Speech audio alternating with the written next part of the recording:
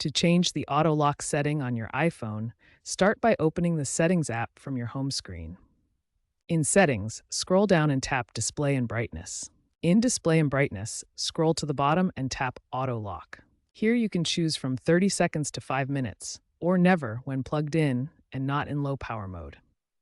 Select the option that works best for your needs. Accidental screen timeouts can be frustrating. To prevent them, set a longer auto lock duration or use guided access for specific apps where interruptions are particularly problematic. Keep in mind that longer timeouts can impact battery life. Newer iPhones with A18 chips and improved OLED displays offer better power efficiency, making longer timeouts more feasible. If battery life is a concern, combine auto lock with low power mode. Also, be aware that iOS 19 and later versions may include AI-driven adjustments to auto lock based on your usage patterns to further optimize battery life while minimizing accidental sleeps.